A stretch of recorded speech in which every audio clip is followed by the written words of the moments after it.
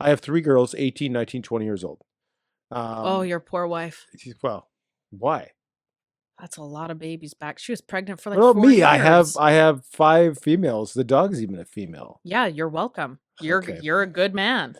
All right. You kind of sounded like the Rock from Moana there for a second. So You're so welcome. Yeah. sometimes I do want to Hey, go we got her to sing. continue. So sometimes I do want to go to the cabin. Anyway, got a tough Be a day. guy and Be have a a guy. rough Anyway, steak. so what are some what in your opinion, and maybe you don't know specifically an answer to this question, but what challenges are there for females in the workplace and just society in general, that are specific to women?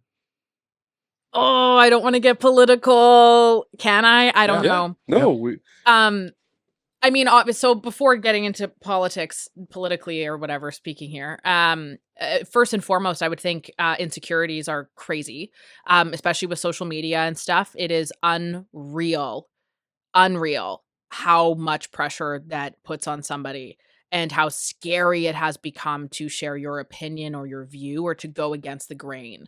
That's really challenging.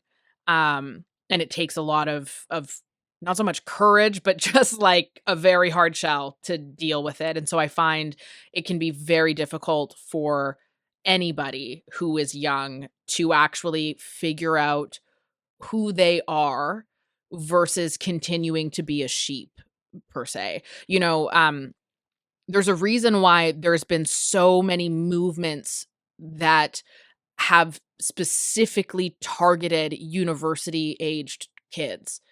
And that's because they are still in the brain space of listening to a person of authority. mhm. And when you have these ideologies and propaganda, for lack of better words, that are really pushed through social media, that I'm sure is intentional, to completely disrupt you and to make you focus on things that are not worthy of focusing on, really, most of the time at least. It's so easy for that to dominate. And I think that young women, there is such an immense fear of not belonging and not fitting in. And I think there's so many girls that carry themselves very well, but you would never know how deep that ocean is, like deep inside.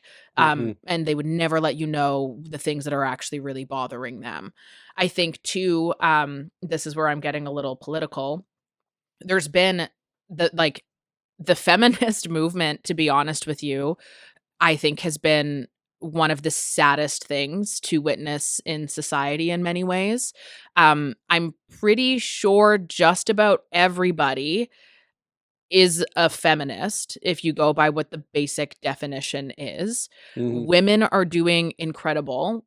Statistically, there's so many different things out there saying like, oh, well, women make less money than men. That's not true, actually. That's some cherry-picked data. That's not actually true. Um, and I think that feminism has really taught women to not focus on the things that are going to provide them meaning in life, and then to also resent men. And there is no good winning situation with that. And it's actually quite incredible when you look at the statistics of women who probably closer to my age, I suppose, but who, left high school and they just started working the corporate ladder, and it was, oh, you work, you work. There's a reason why we have declining birth rates. And to me, that's a lot of that is probably propaganda, really, Mhm. of feminist movement. And I hate using the word propaganda, but I don't know what else to use. Yeah. Of the feminist movement of just telling women like, hey, don't be a stay-at-home mom. You shouldn't be a mom. You should work. You need to work so we can have two incomes in one household and we can get rich off of you. But it's so empowering to you Yeah. to do that. And it's fine. Listen, I'm a busy working woman too, but I think it's important to recognize that. Yeah. And those things that make you not focus on the thing that generally speaking, you are inherently made to do. Mhm. And you see, and it's very sad to see, and statistically, and if you know anybody as well, women who have worked and worked and worked and worked, and then usually around the ages of like 30 to 32, they hit that point where suddenly now they really want a family, but they don't have a stable relationship because they've been told men ain't for Yeah. lack of better words. Men also have grown resentful of women at that point in time because no girls want to date them because Yeah. these girls are on this crazy hierarchy. And it's just like the feminist movement has destroyed so many beautiful things Yeah. that made us able to thrive. And I'm talking like third wave feminist movement. There was definitely good things that the feminist movement did, obviously, but I think that's probably some of the biggest challenges is women. Unfortunately, we do have a ticking time clock. We do have a ticking time. What is the word I'm thinking? Do you have The ticking clock of time. What's that clock? What's that?